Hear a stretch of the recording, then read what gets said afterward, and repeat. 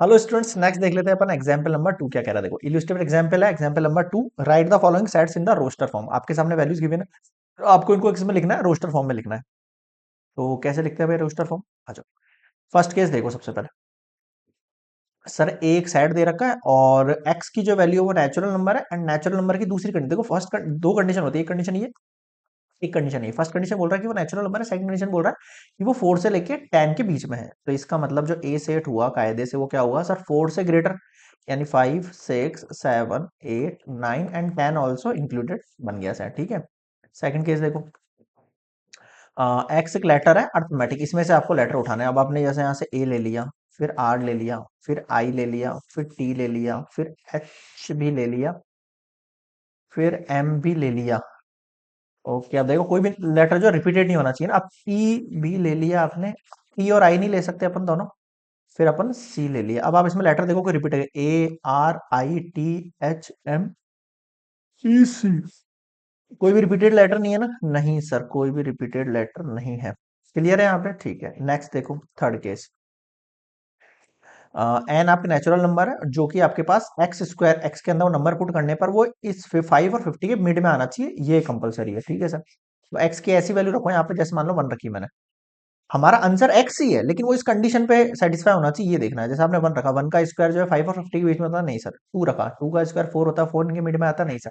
3 रखा, 3 का स्क्वायर 9 होता है, 9 इनके मिड में आता है, हाँ। लेकिन आपका आंसर एक्स की वैल्यूज है ना? 9 आपका आंसर नहीं है, 9 तो हमारी कंडीशन है जो है सेटिस्फाई हो रही है।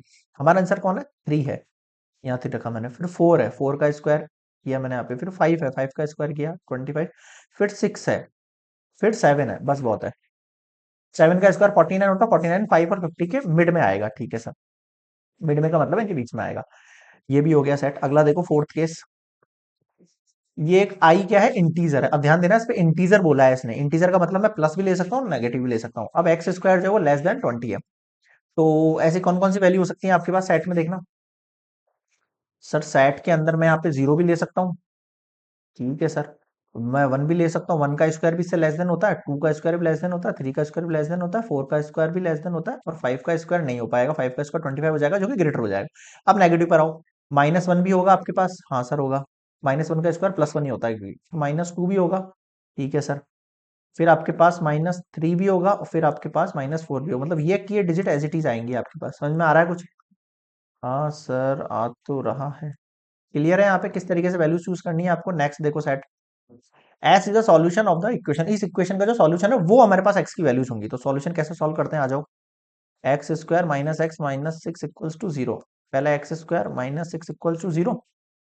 ठीक है सर। तो ये वैल्यू दे रखी है, तो यहाँ पर कितना आना चाहिए? -3x और प्लस का 2x। मल्टीप्लाई करो इन दोनों को, माइनस का स्क्वायर हो जाएगा, प्लस माइनस करो, 3x में से 2x किया तो -1x। कॉमन ले लो इसमें से, x कितना बचा? x माइनस 3 बचा। यहाँ पर देखो कितना बचा? x minus 3। और किससे मल्टीप्लाई करूँ उसको? 2 से। 2x हो गया, 2 3 -6 इक्वल्स टू 0। कितना बच गया? x माइनस 3 बचा, और यहाँ पर देखो x प्लस 2 बचा इक्वल्स टू 0। अगर मैं इनको 0 के इक्वल करता हूँ, x माइनस 3 इक्वल्स टू 0 करता हूँ, तो x की वैल्यू कितनी आ जाएगी? 3 आ जाएगी। और x प्लस 2 इक्वल्स टू 0 करता हूँ, तो x की वैल्यू कितनी आ जाएगी? -2 आ जाएगी। तो देखो क्या वैल्यू हो गई आपके पास? -2 हो गया और 3 हो गया। नेक्स्ट देखो, a की वैल्यू जो है यहाँ पर क्या है? 2 डिजिट बनानी है आपको, जिनका सम जो होना चाहिए उन डिजिट का कितना होना चाहिए? 6। अब आप स्टार्टिंग करो। 2 डिजिट नंबर कहाँ से स्टार्ट होता है? 10 से स्टार्ट होता है। 10 के बाद 11 12 ऐसे मुश्किल हो जाएगा। आसान तरीका क्या है आपके पास? यहाँ पे अगर आपने 1 रखा, तो ऐसी क्या वैल्यू रखूं अगली कि यहाँ पर 6 हो जाए इन दोनों का सम? तो मान लो 15 ले लिया मैंने। 15 में दोनों वैल्यू है, इन दोनों का सम करके देखो 6 आएगा। 15 ले लिया। अब 1 के बाद 2 के अंदर क्या ऐड करूँ 6 हो जाए? 4 करूँ। फिर 3 में क्या ऐड करूँ? 3 करूँ। फिर 4 में क्या ऐड करूँ? 2 करूँ। फिर 5 में क्या ऐड करूँ? 1 करूँ। क्लियर है? और लास्ट वैल्यू इमेजिन करना, 6 अगर मैं रखता हूँ तो यहाँ पे 0 रख सकता हूँ। ये भी 2 डिजिट है, इनका सम भी कितना होता है? 6 होता है। बताओ समझ में आया क्या? हाँ सर आ गया। नेक्स्ट देखो, सेवेंथ केस। इसका answer x is a letter है, तो उठा लो यहाँ पर M A T H E. अब एम नहीं आएगा, ए भी नहीं आएगा, टी भी नहीं आएगा। अब आ गया आई, फिर सी, और फिर एस। ठीक है। नेक्स्ट देखो यहाँ पर, ये लेटर वर्ड दे रखा है। एस आ गया, इसमें से टी आ गया, इसमें से ए आ गया, इसमें से फिर टी नहीं आएगा, फिर आई आ गया इसमें से, फिर एस नहीं आएगा, फिर टी नहीं आएगा, फिर आई नहीं आएगा, फिर सी आ गया। सॉरी। ठीक है। तो ये हो गया कंप्लीट। नेक्स्ट देखो, 8th के बाद 9th 10th दो और बचे हैं आपके पास, दो ही बचे हैं ना, एक सेकंड। हाँ, x is a whole number less than five, five से लेस देन होल नंबर कहाँ से शुरू होता है सर? जीरो से। Zero, one, two, three and four. Five नहीं आएगा क्योंकि फाइव से लेस देन बोल रहा है। ठीक है सर। अगला देखो, एक्स क्या है? इंटीजर है जो इन दोनों के बीच में आ सके। अब आपको पता है इंटीजर कहाँ से रहेंगे हमारे पास? सर इंटीजर -4 से इस साइड चलूंगा मैं। एक्स की वैल्यू क्या कह रहा है आपके पास? -4 से ग्रेटर देन, इस साइड है ना। तो -3, -2, -1, 0, 1, 2, 3, 4, 5 and 6 also included because it is equal. बताओ समझ में आया क्या? ये हो गया कंप्लीट आपका एग्जाम्पल नंबर 2। ठीक है, नेक्स्ट देखेंगे एग्जाम्पल 3 नेक्स्ट स्लाइड में। अब एक इंपॉर्टेंट बात आप लोगों से, अगर आपको वीडियो लेक्चर एकदम समझ में आ रहा है, आपने लास्ट चैप्टर्स पढ़े होंगे, तो आपको पता है इस चैनल के ऊपर आपको कुछ भी यहाँ पर जो है बिल्कुल हल्के में नहीं लिया जाएगा। एक ईच एंड एवरी कंसेप्ट आपको बहुत डिटेलिंग में कराया जाएगा। सारा बेसिक समझाऊंगा, एग्जाम्पल समझाऊंगा और पूरी एक्सरसाइज कराऊंगा A to Z। ML Agarwal book जो है, इस बुक को करने का अपने टारगेट लिया है बिफोर अक्टूबर। अक्टूबर से पहले आपकी class 11th plus class 12th की पूरी पूरी कोशिश करूंगा मैं कि सारे चैप्टर्स कंप्लीट हो जाए। फिर भी कोई एक आध रह गया तो बात अलग है। बाकी अक्टूबर और लास्ट मान लो नवंबर, लास्ट बता रहा हूँ, लास्ट है ना। बाकी नवंबर में जाने की नौबत नहीं आएगी। कोशिश करेंगे अक्टूबर तक आपका सिलेबस पूरा हो जाए या इससे पहले हो जाए। ठीक है।